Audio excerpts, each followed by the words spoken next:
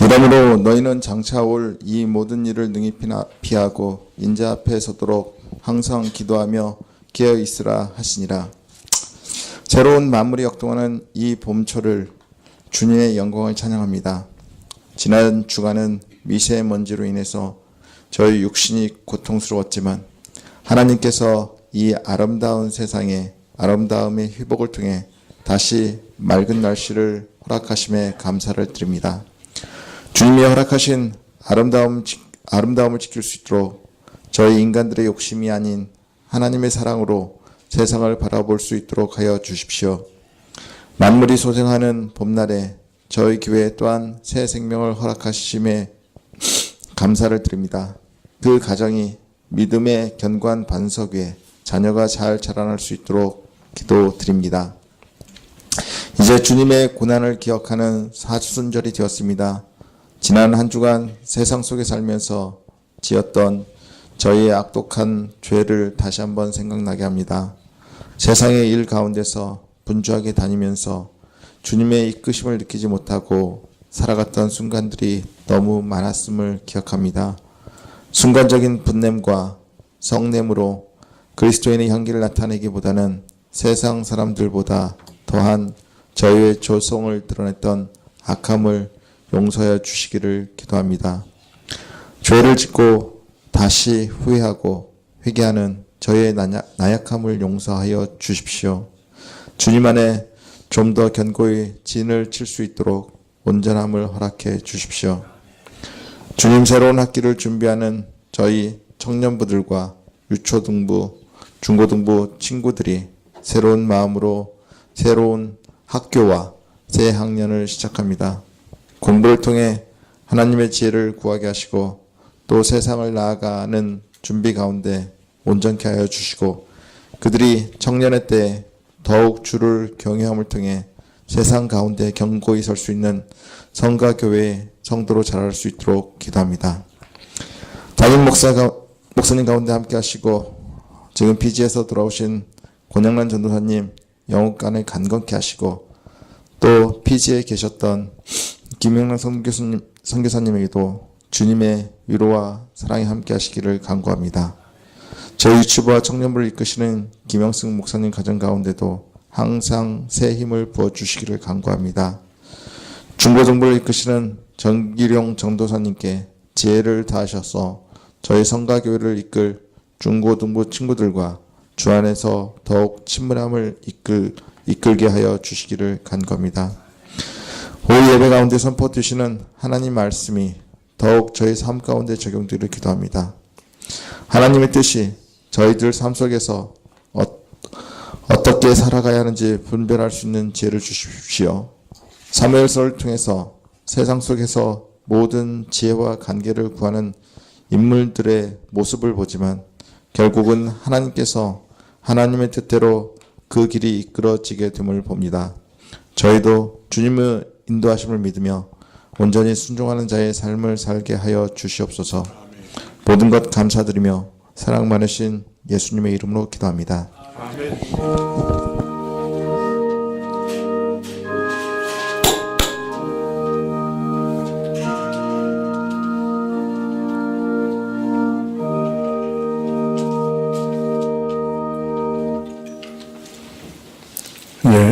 말씀은 사무엘하 4장 1절부터 12절 마지막 절까지 말씀입니다.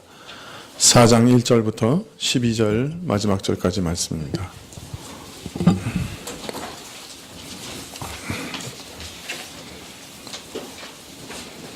(4장 1절부터 12절 마지막 절까지)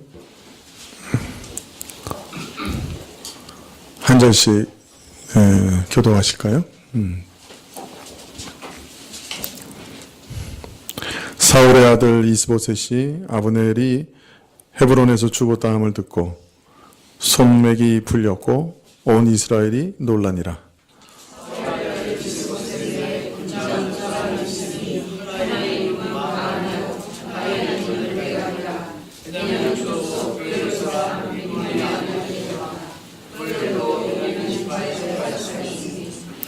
일찍 부에롯 사람들이 깃다임으로 도망하여 오늘까지 거기 우거함이더라.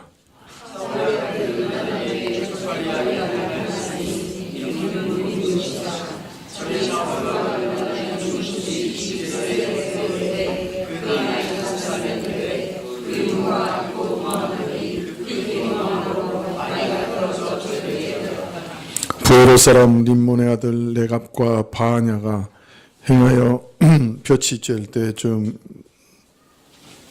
이스보셋의 집에 이르니 마침 저가 낮잠을 자는지라.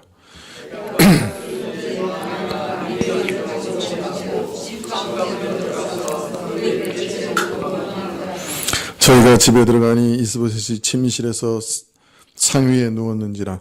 저를 쳐 죽이고 목을 베어 그 머리를 가지고 밤새도록 아라바 길로 행하여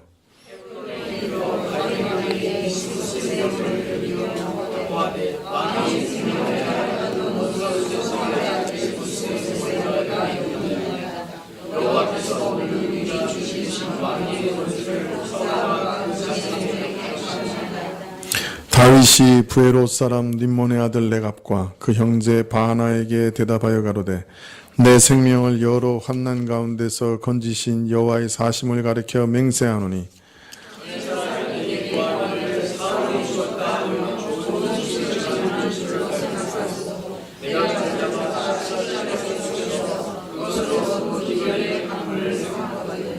하물며 악인이 의인을 그 집 침상 위에 죽인 것이겠느냐. 그런즉 내가 저의 피 흘린 죄를 너희에게 갚아서 너희를 이 땅에서 없이 하지 아니하겠느냐 하고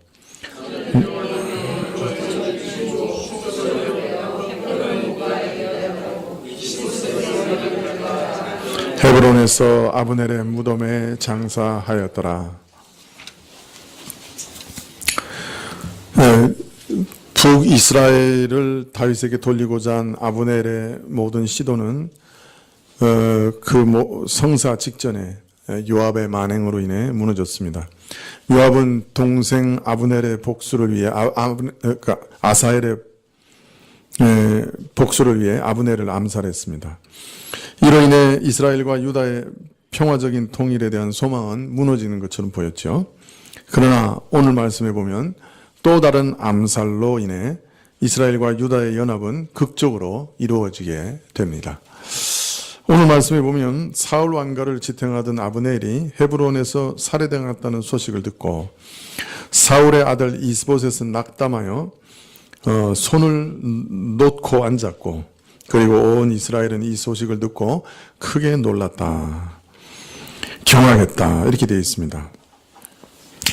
이스보셋이 낙담하여 손맥이 풀렸다, 이 말은 손이 약해졌다는 말인데요, 손을 움직일 수 없을 정도로 완전히 힘이 빠져 쇠진한 상태를 말합니다.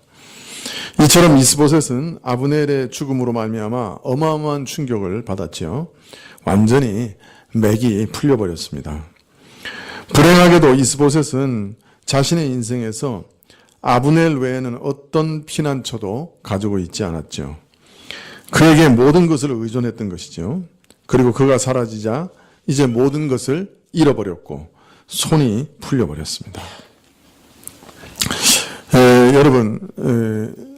여러분은 결코 이렇게 사람을 의지해서는 안 될 겁니다. 지혜로운 성도는 사람을 의존하지 않지요. 신자들은 하나님께서만이 자신의 유일한 보장이 되시도록 늘 하나님만을 의지하며 살아야 합니다. 혹 도움이 되는 사람이 곁에 있다 할지라도 그것이 하나님이 도우시는 손길이라고 하는 것을 잊지 말아야 합니다. 그러므로 오히려 사람을 의지하지 않고 더욱 하나님만을 의지해야 되죠. 돕는 사람이 없어도 하나님만 의지하면 하나님께서 친히 도우십니다. 히스기야 왕 14년에 아수르가 대군을 보내서 유다를 정벌하죠. 유다의 모든 견고한 성들이 다 함락됩니다. 예루살렘만 남아 포위되어 있습니다. 절대절명의 상황이지요. 주변에 어디 도울 수 있는 나라도 없고 또 도울 수 있는 성도 남아있지 않습니다. 이제는 정말 죽을 수밖에 없습니다. 아수르 왕에게 포로로 잡혀갈 수밖에 없습니다. 아수르의 왕의 신하 랍사게는 아주 기세등등하게 예루살렘을 포위하며 그 다음에 히스기야 왕을 협박합니다. 심지어는 여호와 하나님을 회방하기까지 하지요. 상황은 아주 절망적이었죠. 자, 그런데 히스기야는 절망하지 않았어요.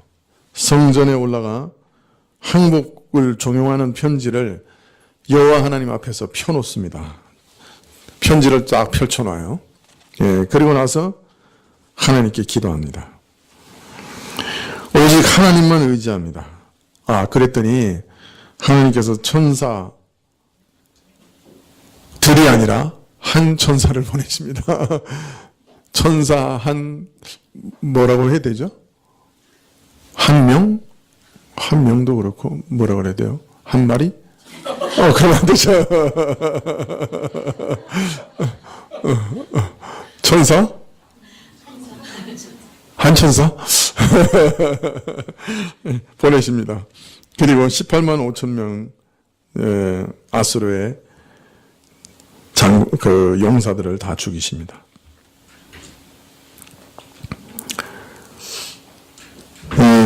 신자들은 아무리 절망적인 위기를 맞이해도 하나님이 구원하시면 구원을 받을 줄 믿어야 합니다. 그러므로 하나님만 의지하는 것이죠. 시편 146편 3절 이하에는 이런 말씀이 있습니다. 혹시 한번 같이 찾아보실까요? 시편 146편 3절 이하에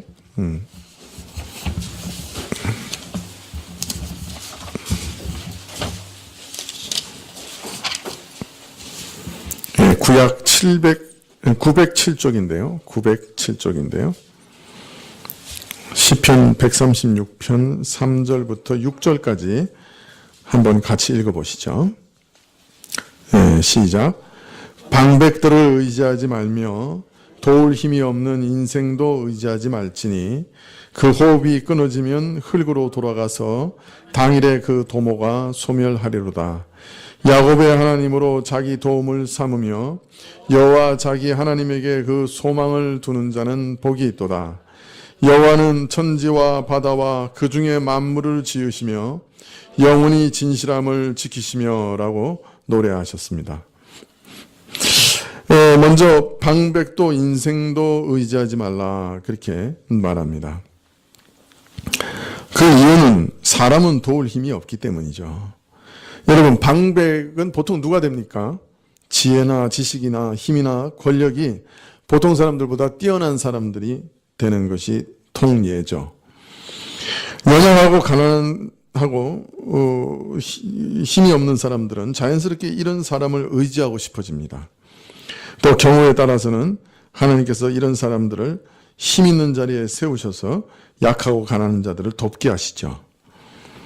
그런데 오늘 말씀은 이처럼 뛰어난 사람들도 의지하지 말라 그렇게 말씀하십니다.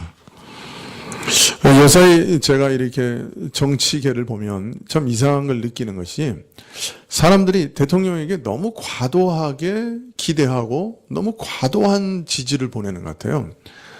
요새 이렇게 가만히 보면 대통령이 꼭 진짜 왕인가 이런 생각이 들 때가 있고 또 좀 더 넘어서는 대통령이 신인가? 뭐 신적인 걸 왜 대통령에게 요구하지? 이런 생각이 들 때가 있습니다. 어디 의지할 데가 없으니까 어떤 면에서는 사람에게 방백에게 자꾸 의지하는 거죠. 그러나 하나님의 사람들은 정녕 사람을 의지하지 않습니다. 아무리 뛰어난 사람도 의지하지 않지요. 그가 어떤 신분과 어떤 능력을 지녔든지 그는 사람인 이상 의지하면 안 됩니다. 왜냐하면 아무리 뛰어난 인물이라 해도 우리를 구원할 힘과 능력이 그에게는 없기 때문입니다. 사람들은 다 무능합니다. 그리고 악하기도 하죠. 그래서 매우 인색합니다. 자신을 희생하면서까지 남을 돕기를 즐겨하지는 않죠. 혹 인색하지 않는다 할지라도 설사 피부치요 사랑하는 가족이나 친척과 친구여서 마음으로 아무리 돕고자 하여도 도울 능력이 없어서 돕지 못하는 경우도 얼마든지 있죠.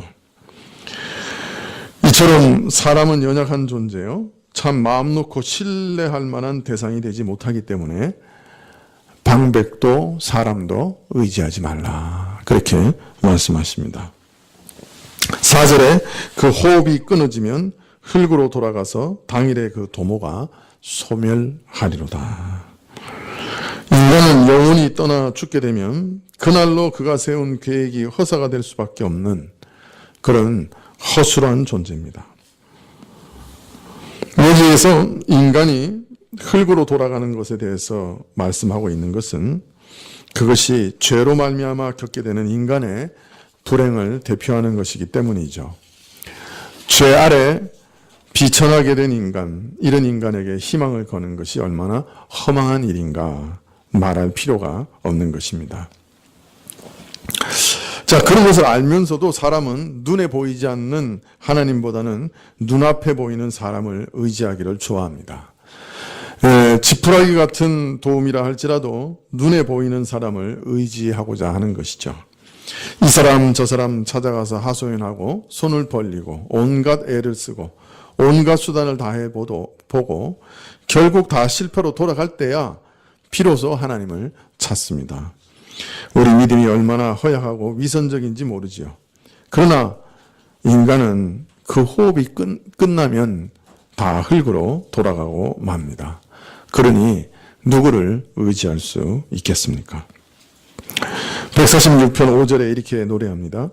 야곱의 하나님으로 자기 도움을 삼으며 여호와 자기 하나님에게 소망을 두는 자는 복이 있도다. 오직 하나님을 의지하고 그에게 소망을 두는 자는 복된 사람이라고 말합니다.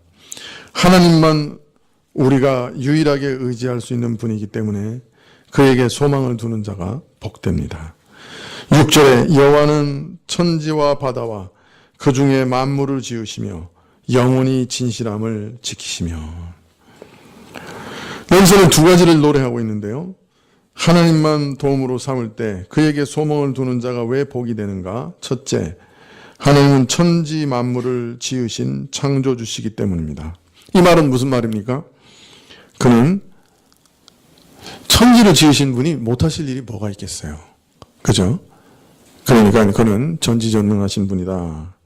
전능하신 하나님이다. 그러니 그 어떤 일에도 우리를 도우실 수 있다 하는 것을 말씀하고 계시죠. 그런데 이분이 어떤 분이라고 말합니까? 영원히 진실함을 지키시는 분이다. 진실하시다.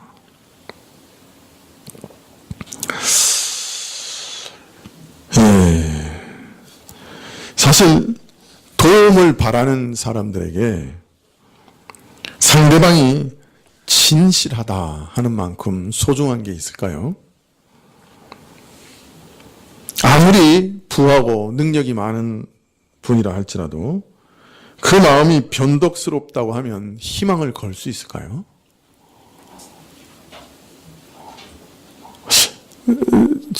지난 어젠가요? 그저께인가요? 마하티르 총리 맞나요? 지금 말레이시아 총리가 마하티르 맞아요? 맞아요? 대답이 제가 지금 아리까리 해서 그래요. 마하티르 총리 맞나요? 예? 그 옛날 총리 아니에요? 다시 근데 총리 됐나요? 다시 됐죠? 예. 그 총리가 얘기했어요. 변덕스러워서 믿을 수 없는 미국보다는 중국을 따르겠다. 그렇게 선포를 했어요. 아예. 중국은 안 변덕스럽나요?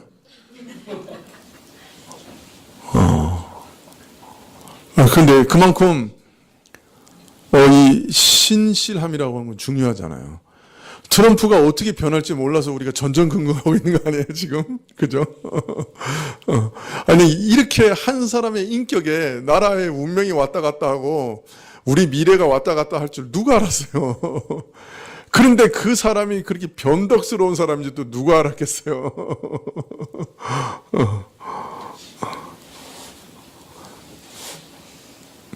여러분, 트럼프 대통령이 신실하다고 생각하세요? 변덕스럽다고 생각하세요? 어느 쪽이에요? 종잡을 수 없다? 변덕스러운지 아니면 지혜로운 사람인지 바본지 모르겠다. 그게 바로 트럼프의 전략이다? 아이고, 힘들어요. 우리가 상대하는 사람이, 특별히 나에게 도움을 줘야 하는 사람이 변함없고 신실하다 하는 것이 우리에게 얼마나 안심이 되는지 몰라요. 트럼프 대통령은 얼마나 불안함을 조성하는지 몰라요. 그죠? 불안하죠. 신실한 것 같지 않아서. 주한미군의 필요 경비의 150%를 청구하겠다고 했거든요. 그러면 지금 우리가 내는 거에 3배를 내야 된다는 얘기예요. 우리가 지금 반 정도 내니까. 그러면 한 3조 정도 내야 된다는 얘기예요.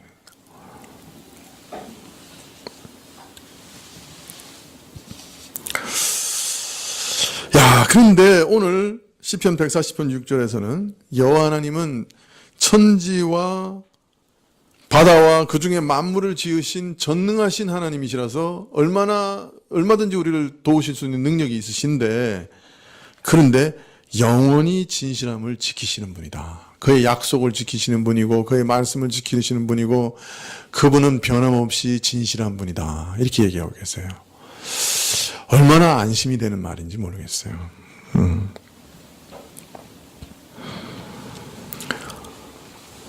마음이 변덕스러우면 희망을 걸 수 없어요. 왜냐하면 나에게 한순간 호의를 가졌다고 해도 다음 순간 표변에서 도저히 믿고 신뢰할 수가 없게 변할 수도 있는 거예요. 그죠? 당신 나하고 최고의 친구요 그랬다가 그 다음 순간에 당신은 정말 실망했어. 내가 이제 총으로 쏠 거야. 이러면 어떻게 할까요? 그죠? 오늘 친구라 그랬다가 내일 원수로 변한다면 그걸 어떻게 믿고 따를 수 있겠어요? 아베도 그냥 그 골프장에서 별의별 그냥 아양을 다 떨어서 그냥 비를 맞춰놓은 것 같았는데 다음 순간에 나는 아베 별로 안 좋아해? 불쌍하죠. 그러면 어떤 형편에도 나를 도울 수 있다는 기대를 할 수가 없어요. 미국이라고 하는 강대국이 그런 기대감을 이제는 줄 수 없기 때문에 전 세계가 이제 좀 생각을 달리 해야 된다 생각하고 있는 것 같아요. 불행한 일이죠. 미국에게도. 그러나 하나님께서는 영원토록 진실한 분이에요. 진실하시기 때문에 안심하고 나를 맡기실 수 있는 분이에요.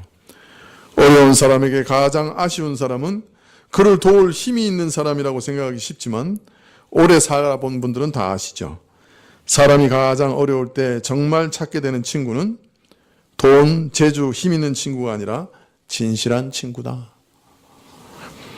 사실 도움을 주지 못하더라도 그가 나를 진심으로 대해주는 그것만으로도 말할 수 없는 위로와 힘이 되죠. 하나님께서는 어떤 어려움 가운데서도 우리를 도우실 수 있는 힘이 있으신 분이시요 동시에 무엇보다 그는 진실한 분이고 그래서 믿고 신뢰하며 나를 맡길 수 있는 분이라. 그렇게 오늘 시편은 말씀하십니다. 여러분, 이 하나님을 믿고 신뢰하시기를 바랍니다. 하나님은 신실하신 분입니다. 믿고 신뢰하시기를 바랍니다. 자, 이스보셋이 맥이 다 풀려 있는 중에 군대 장관이었던 바나와 레갑이 데낫의 왕궁으로 들어가 침상에 누워 자는 이스보셋을 살해합니다. 바나와 레갑은 림몬의 아들들이었는데 놀랍게도 사울과 같은 베냐민 지파 사람들입니다. 바로 베냐민 지파 안에 반역이 일어난 거예요. 베냐민이 부에롯 사람들을 깃다임에서 쫓아내고 거기 거하였는데 이들은 부에롯에 사는 베냐민 지파 사람들이었습니다. 이스보셋은 베냐민 사람들의 반역으로 죽게 되었죠. 이 일은 이스보셋의 죽음으로 인해 다윗이 베냐민의 원한을 사는 일을 면하게 해 주었습니다. 안 그래도 자기 족속이 아니고 자기 족속인 사울을 밀어내고 왕이 되었다는 것으로 인해서 두고두고 다윗을 괴롭히죠. 그래서 나중에 베냐민 지파 중에 아주 유력한 사람인 시므이라고 하는 사람은 다윗이 압살롬 아들에게 쫓겨서 도망갈 때 쫓아와서 저주를 하죠. 네가 사울 쫓아내고 왕 되더니 잘 됐다. 쌤통이다 이 나쁜 놈아. 아니 대놓고 다윗을 저주를 합니다.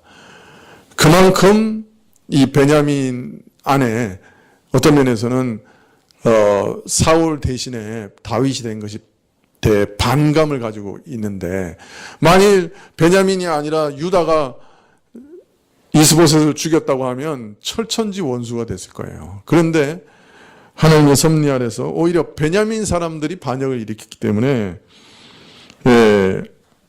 1차적으로 다윗이 원망을 들은 일은 크게 덜게 되죠. 자, 그런데 오늘 성경을 읽는데 뭔가 좀 이상해요. 어떻습니까? 사무엘상 4장을 읽다 보면 처음에 이 두 반역자에 대해서 얘기하다가 갑자기 누구에 대한 얘기가 나와요? 네? 무비보셋에 대한 얘기가 정말 어떤 면에서는 문맥에 상관없이 엉뚱하게 툭 튀어나온 것 같이 보인단 말이에요. 두 암살자에 대해서 쭉 얘기하다가 아직 이스보셋에 대한 암살도 얘기하기 전에 갑자기 요나단의 아들 무비보셋에 대한 이야기로 화제를 전하네요. 요나단의 아들 무비보셋이 두 다리를 모두 저는 불구자였는데 그 연유를 얘기하기를 유모가 아이를 떨어뜨려서 그렇게 되었다 이렇게 얘기합니다. 요나단의 아들 무비보셋은 두 다리가 모두 불구였는데 그것은 블레셋 군이 사울과 요나단을 죽였다는 소식을 접한 무비보셋의 유모가 블레셋인들이 쳐들어와 사울 왕가를 멸절시킬까 두려워서 무비보셋마저 제거하려고 군대를 보냈으리라 생각하고 심각한 위기의식에 젖어 5살 난 무비보셋을 안고 급히 은신처를 찾아 도망가다가 아마 아이를 높은 데서 떨어뜨린 것 같아요. 이렇게 그냥 땅에 떨어뜨렸다고 두 다리가 부러져가지고 못 쓰지는 않잖아요. 그죠? 5살인데 꽤 높은 데서 떨어뜨린 것 같아요, 애를. 그래가지고 두 다리가 다 절게 됐어요. 그래서 두 다리를 다 못 쓰는 그런 불행을 당하게 된 것이죠. 그런데 오늘 무비보셋의 말씀이 왜 갑자기 여기 나오는 거죠? 왜 갑자기 나와요? 이렇게.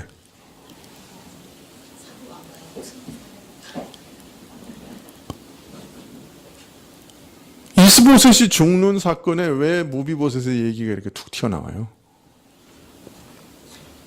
일단 그러면 지금 무비보셋의 살해 사건과 이스보셋의 살해 사건과 이 무비보셋과 무슨 연관이 있다는 얘기죠. 무슨 연관이 있는 거예요?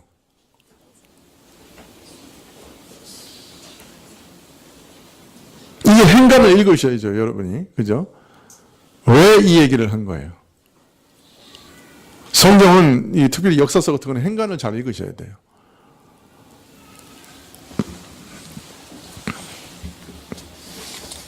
왜 나왔어요? 무비보셋이?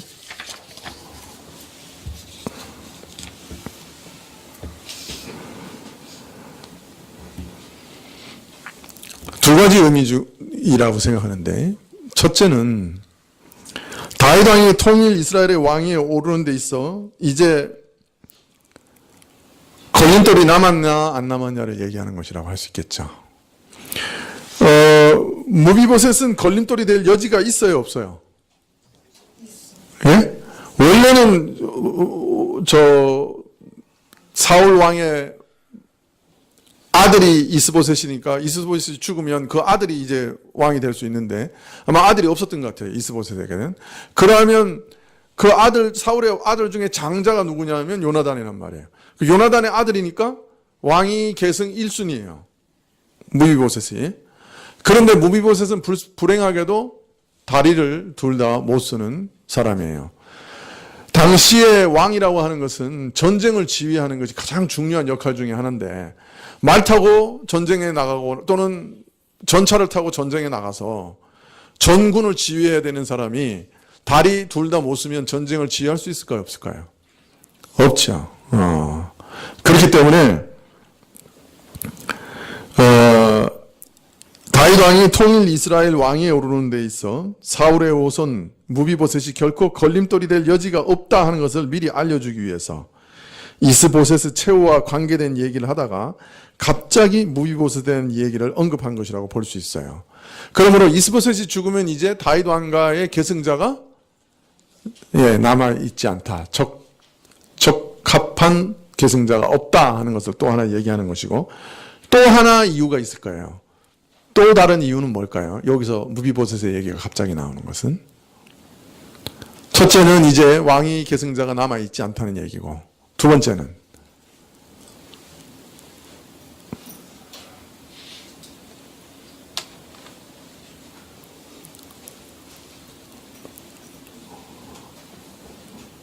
이 암살자들이 왜 무비보셋은 살려두었느냐 하는 얘기가 되겠죠. 그죠?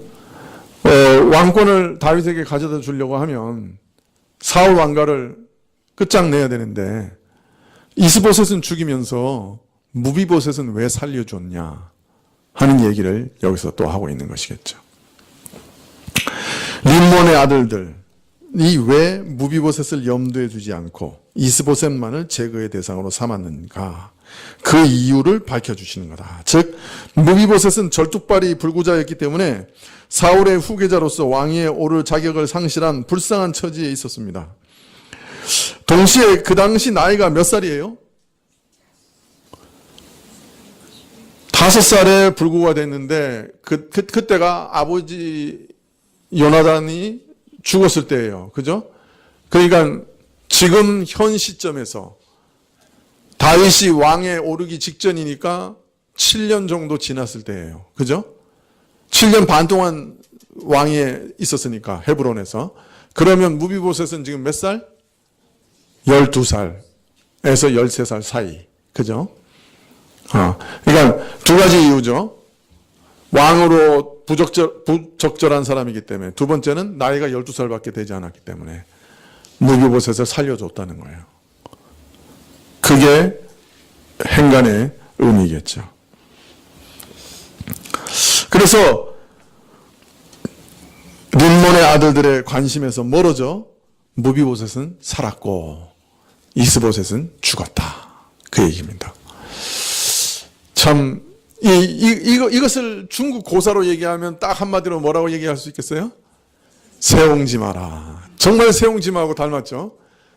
중국 요새 바깥에 있는 어떤 노인이 멋진 말을 하나 얻었어요. 동네 사람들이 다 축하했죠. 정말 잘 됐다고. 그리고 이렇게 멋진 말을 얻어서 참 축하한다고. 그랬더니 그 노인이 뭐라 그랬어요? 무슨 일이 잘 될지 어떻게 알겠습니까? 그랬어요. 그랬더니 그 아들, 외아들인데, 그 말을 타고 다니다가 떨어졌어. 그래서 다리가 불구가 됐죠. 그래서 또 온 동네 사람들이 와서 아이고 참 불행한 일이라서 잘못돼서 참 슬프겠다고 위로를 했어요. 그때 그 노인 또 뭐라 그랬어요? 무슨 일이 일어날지 어떻게 알겠습니까? 그 다음에 어떻게 됐어요? 전쟁이 났어요. 그래가지고 그 동네에 있는 모든 장정이 다 징집되고 가가지고 전쟁터에서 다 죽었어요. 근데 그 아들은 불구자라서 전쟁터에 안 나가서 살았죠. 인생의 어느 것이 정말 어떤 일이 우리에게 정말 유익한지 알지 못한다 하는 고사로 세옹지마라는 말이 있죠. 정말 알 수가 없어요. 인생의 앞날은 인과의 법칙도 있지만은 우연의 법칙도 들어있고 참 별의별 일들이 우리 인생 앞에 섞여 있기 때문에 정말 오늘 일어난 일들이 내게 좋은 일인지 나쁜 일인지 그것조차도 우리는 짐작할 수 없는, 그게 우리 인생이에요. 어떤 일은 크게 흥하는 일이라고 생각되지만 곧 크게 망하는 길이 되기도 하고, 또 어떤 일은 크게 망하는 일처럼 보이지만 그것이 또 크게 흥하게 되는 일도 있어요. 이명박 대통령 시절에 정아무개 씨가 있었습니다. 처음에는 권력의 중심부에 있었어요, 이분이. 근데 권력 투쟁에 밀려나서 쫓겨났습니다. 이 정아무개 씨가. 근데 그 당시 그를 쫓아내고 권력을 잡은 분들은 지금 다 어디 있습니까? 감옥에 있습니다. 예. 이 정아무개 씨는 요즘 방송마다 얼굴을 내밉니다. 예, 아주 자주 나옵니다. 예. 말도 그럴듯하게 잘합니다. 정아무개 씨는. 요새 돈 많이 벌고 인기 있는 패널입니다. 여러분은 어느 쪽 인생이 좋으세요? 네? 그 시절에 정적 다 채워내고 거기서 탁 권세를 잡고 휘두르는 것, 그런 다음에 감옥 가시는 거, 그때 쫓겨나고 그 다음에 지금 편하고 아주 즐겁게 자유롭게 사시는 거, 어느 게 좋으세요? 예? 둘 다 싫죠 뭐. 그저 편하게 사는 게 좋죠. 그러나 여러분, 네.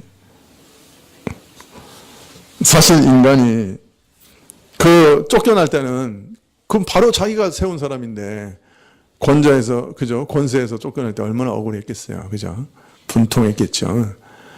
그러나 참 갑자기 세월이 바뀌니까 참 아주 이상하게 됐죠. 어느 게 좋은지 우리 인생 정말 몰라요. 억울했겠죠. 엄청 억울했겠죠. 그죠? 그러나 어느 게 인생에 진짜 좋은지 몰라요. 무비보셋도 절뚝발이 불구자가 되었을 때 모두가 큰 불행을 당한 일로 생각했을 겁니다. 그런데 그가 불구자인 덕분에 오늘 목숨을 건집니다. 또 나중에는 다윗의 상에 참여해서 궁전에서 대접받으면서 살아갑니다. 왕자와 같이 대접을 받은 거예요. 왕자로 대접을 받았어요. 인생에 이런 일들이 많은 것입니다. 그러므로 우리는 하나님의 깊은 지혜와 섭리를 모르는 자들이므로 함부로 낙심해서도 안 되고 잘 된다고 함부로 교만해서 날뛰어도 안 됩니다. 이것이 인생 앞에 겸손한 사람의 사는 방식입니다. 오직 겸손하게 어떤 일을 허락하시든지 하나님께 감사하고 또 사람들과 하나님 앞에서 낮아지며 겸손하게 살아야 합니다. 이것이 지혜로운 것입니다. 하나님이 높이시든 낮추시든 하나님의 선한 지혜가 거기 있는 줄 믿고 낙심하지 않고 교만하지 않고 오직 하나님을 의지하며 살아가는 여러분들 다 되시기를 축원합니다. 네. 성경은 다시 암살 장면으로 돌아가는데요. 이스보셋이 정오쯤에 낮잠을 자고 있었어요. 어떤 분은 아니 봐라, 정오에 디벼 자고 있으니 죽을 수밖에 없지 않느냐. 그러니까 열심히 사람이 살아야지 게으름 피우면 안 된다. 이렇게 설교를 많이 하세요. 꽤 많은 설교를 제가 이렇게 봤어요. 디비 자면 안 된다. 네, 이렇게. 근데 이것은 중동 지역의 풍습 중에 이게 시에스타라고 하는 거 있잖아요. 아주 더운 한낮에 이렇게 잠을 자는 거, 원기를 회복하기 위해서. 아마 그것일 가능성이 높아요. 자, 그렇다면 이 두 사람은 아주 계획적으로 그 시에스타 시간에, 그죠? 왕이 잠잘 것을 알고 그 시간에 찾아온 거죠. 계획적 살인자들이죠, 정말.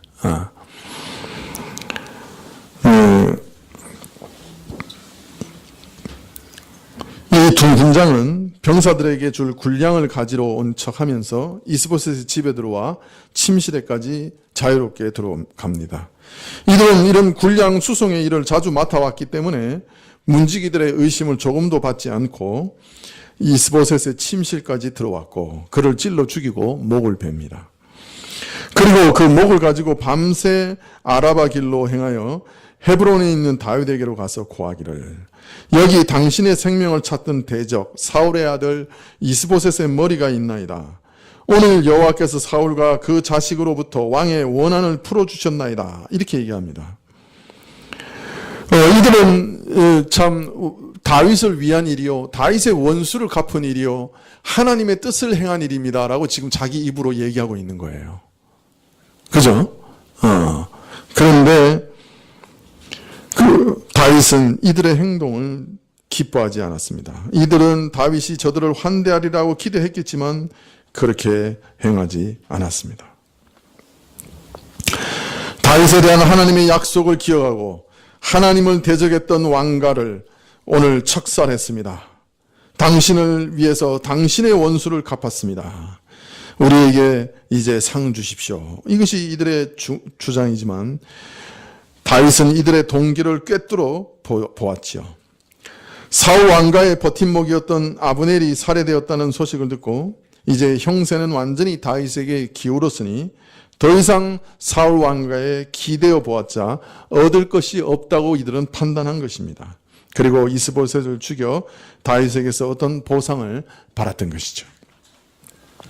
그러나 다윗은 그들이 기대하는 정반대로 그들의 행위를 꾸짖어 가로되 사울이 죽었을 때 그 소식을 내게 전해주는 것을 내가 기뻐한 줄로 생각하고 사울의 죽음을 고한 자를 시글락에서 내가 죽인 일이 있는데 하물며 너희같이 악한 자들이 무고한 사람을 그 집 침상에서 누워 자는 동안 살해하였는데 억울하게 사람을 살해했는데 내가 그 책임을 너희 손에서 찾아 이 땅에서 너희를 제거하지 않겠느냐 이렇게 말합니다.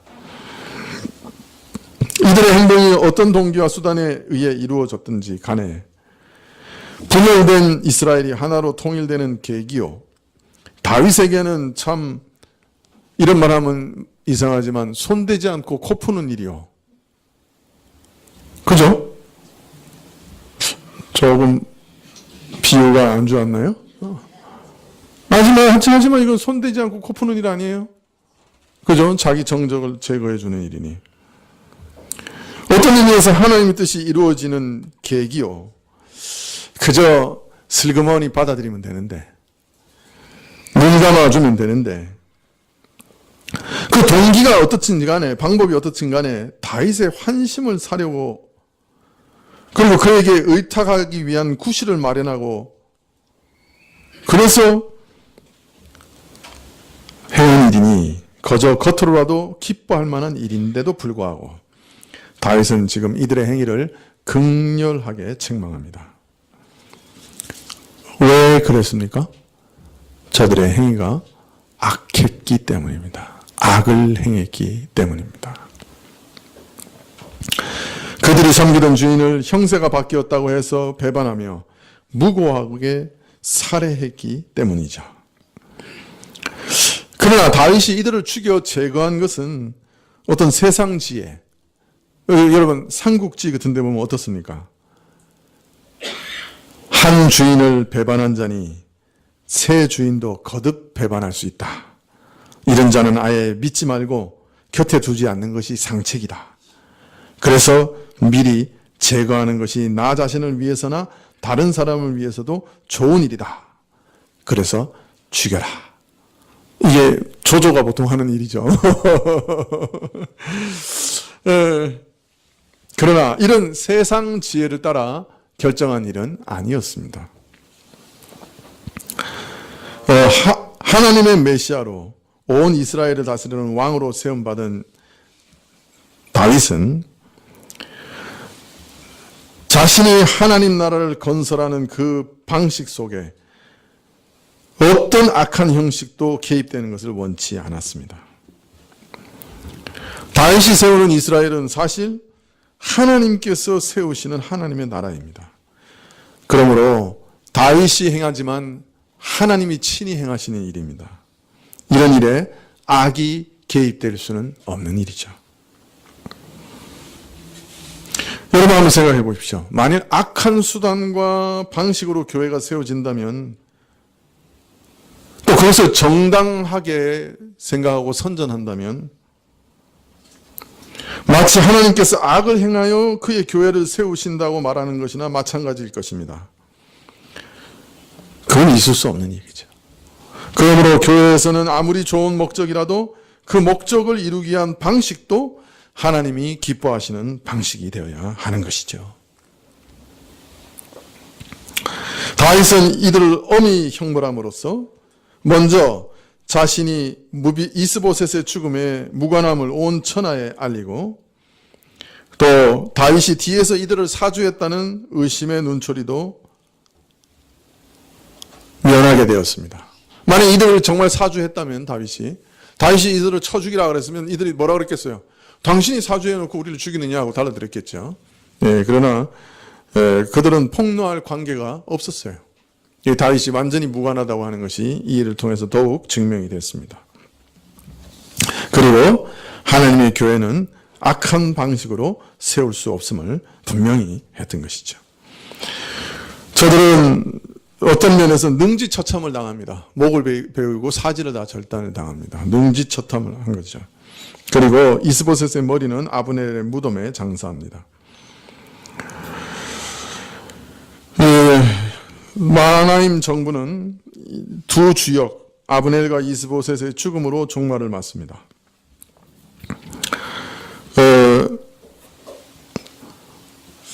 다윗 왕과는 아무 관계 없는 이스보셋의 피살 사건으로 인해 이제 이스라엘 왕가는 문을 닫게 되고 다윗 왕은 점점 강성해져 이제 통일 왕국의 왕으로 세움을 받습니다. 아브넬의 죽음은 다윗 왕과 군장 요압에 의해서 저질러진 사건이지만 이스보셋의 피살은 이스라엘 자체의 내분의 결과였기 때문에 다윗 왕과는 아무 관계가 없었던 것이죠. 오늘 우리는 교회 내에서는 결코 악이 용인될 수 없다는 것을 배웠습니다. 우리 자신도 이런 유혹에 빠지기 쉽습니다. 그러나 하나님을 위한 일이니 방법이나 수단은 어째도 좋다. 그저 이런 생각을 하시는 분들이 꽤 있는 것 같아요. 특히 거북스러운 말들이지만 교회에 관해서 여러 가지 추문들이 지금도 많이 들립니다. 네. 교회가 부동산 투기를 많이 한다든지 가짜로 세금 감면 영수증을 막 끊어준다든지 개인 돈을 헌금으로 받아서 교회 금고에 보관했다가 나중에 돌려준다든지 그중에 보관비 얼마를 뗀다든지 세금을 감면하기 위해서 그렇게 뭐 장난을 하는 게 있나 봐요. 이런 참 그 추문들이 막 들립니다. 세상 사람들끼리는 얼마든지 좋다고 받아들일 만한 일이라 할지라도 우리는 그런 일들을 결코 받아들여서는 안 됩니다. 교회가 악한 방법으로, 악의 요소가 끼어든 방법으로 성장하거나 유익을 얻어서는 안 되는 것이죠. 네.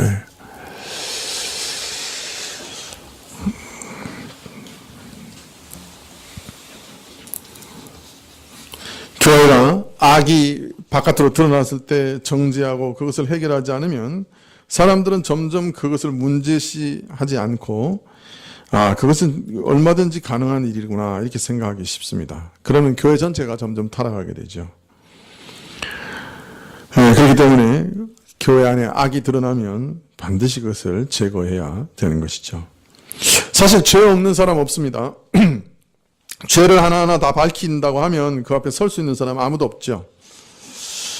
그러나 교회 내에서 어떤 범죄 행위가 드러난다고 하면 분명히 정죄해야 합니다. 우리가 죄 없는 사람이 없고 교회 내에 일체 범죄 행위는 있을 수 없다는 얘기도 아닙니다. 그러나 범죄한 자로 드러나게 되면 회개를 권면하고 의의 길로 인도하고 가르쳐야 합니다. 묵인하거나 용인하지 말아야 되는 것이죠. 죄를 정당화시키면 온몸이 썩어 문드러집니다. 숨겨져 있지 않고 드러나게 되면 죄는 오염을 시킵니다. 다른 사람까지 오염시키는 것이죠. 그렇기 때문에 온 힘을 다해 그 죄를 끊어내야 됩니다. 시편 101편 7절과 8절에 다윗은 이렇게 선언합니다. 거짓 행하는 자가 내 집안에 거하지 못하며 거짓말하는 자가 내 목전에 서지 못하리라. 아침마다 이 땅의 모든 악인을 멸하리니 죄악 행하는 자는 여호와의 성에서 다 끊어지리로다. 다윗은 죄가 드러날 때는 반드시 그것을 제거하려고 노력했습니다. 내게 이것이 이익을 주는가, 손해를 끼치는가, 그것으로 판단하지 않고 이것이 옳은가, 그른가, 주의 법에 맞는가, 틀린가, 그것을 유일한 잣대로 삼았습니다. 우리는 우리에게 잘해주는 사람은 선대하고 우리에게 손해를 끼친 사람은 우리가 싫어하고 박대합니다. 그러나 하나님께서 기뻐하시는 것은 무엇이 참되고 무엇이 옳은가, 무엇이 악한 것인가, 그것을 따라 모든 것을 결정하고 행동하는 것입니다. 우리 교회가 무엇이든지 결정하는 때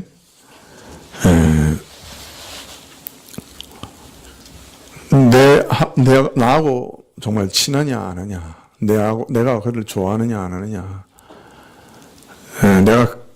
그 사람이 내게 이익을 주느냐 손해를 주느냐, 그것으로 결정하지 않고 무엇이 옳은가 그른가, 그것으로만 모든 것을 판단하고 결정하면 좋겠습니다. 뭐 그런 분들 없겠지만 4월 7일 날 투표할 때도 나하고 얼마나 친한가 친한 사람 찍는 그런 일 없겠죠. 이 직분에 정말 이분이 합당한가, 그것만 판단하고 투표해야 할 줄 믿습니다. 기도하시겠습니다.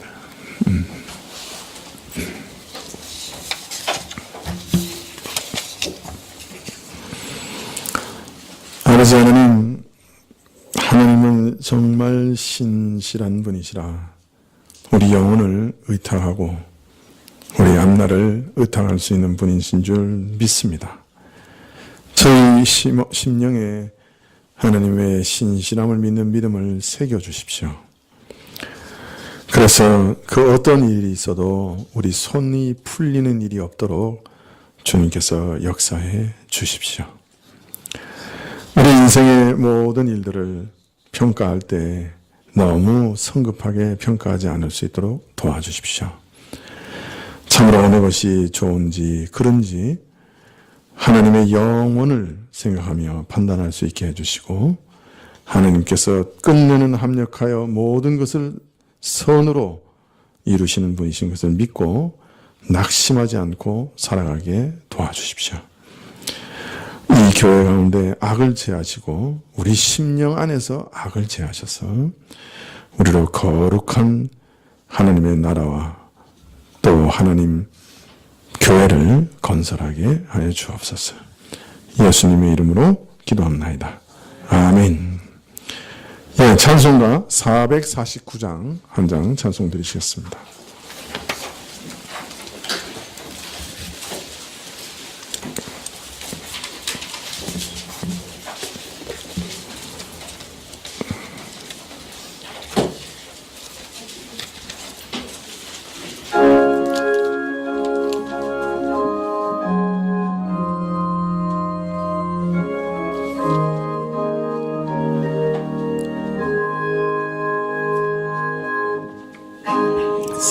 세상의 친구들 나를 버려도 나를 사랑하느니 예수뿐일세. 예수 내 친구 날 버리지 않네. 온 천지는 변해도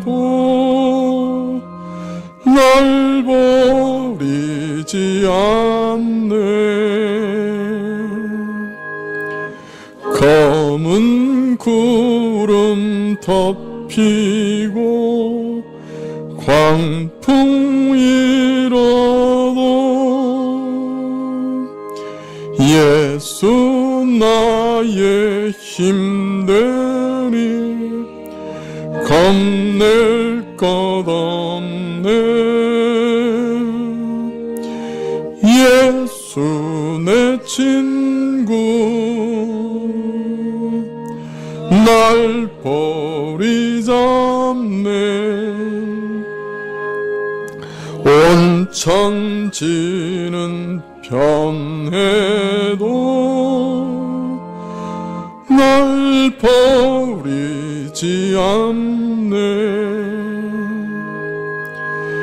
괴로운 일 당해도 낙심 말아라. 영원한 주 능력이 붙드시겠네. 예수 내 친구 날 버리잖네. 온 천지는 변해도 날 버리지 않네. 예, 주기도문으로 예배를 마친 후에 몇 분 위해서 기도해 주십시오. 먼저 우리 시영이 위해서 계속 기도해 주십시오. 몸무게가 조금 늘어난 것 같은데 더 늘어나지는 않고 이렇게 평행선을 가는 것 같아요. 네, 그런데 계속해서 그렇게 되는 것은 좋지 않기 때문에 좀 하나님께서 돌파구를 주시고 몸무게를 좀 더 늘려 주시도록 위해서 기도해 주십시오. 우리 서정민 간사를 위해서 좀 기도해 주십시오. 이번 주에 이제 그 사무실 감사를 받는데 제가 잘 압니다. 감사 받는 게 얼마나 힘든지. 근데 지금 체력이 좀 많이 떨어지고 안 좋은 것 같아요. 좀 감기 기운도 있고 몸도 괴로운데 감사까지 받으면 시험 들기 쉽습니다. 그래서 우리 정민이 위해서 몸도 회복시켜 주시고 잘 준비해서 한 번에 잘 통과할 수 있도록 여러 번 또 다시 검사하고 이렇게 어려운 일 생기지 않도록 위해서 기도해 주세요. 그다음에 우리 김숙경 집사님 신장 투석하신 지가 오래됐는데 계속해서 지금 몸에 여러 가지 어려운 상황이 있습니다. 하나님께서 지켜주시고 생명을 연장시켜 주시도록 위해서 기도해 주십시오. 그래서 우리 세 분 위해서 기도해 주시고 또 우리 지난주에 태어난 우리 서진이 그 김누리하고 박원완 형제 부부 사이에 태어난 우리 서진이 건강하게 잘 자라고 또 믿음의 사람 될 수 있도록 위해서 기도해 주시면 좋겠습니다. 이 네 분 위해서 기도해 주십시오.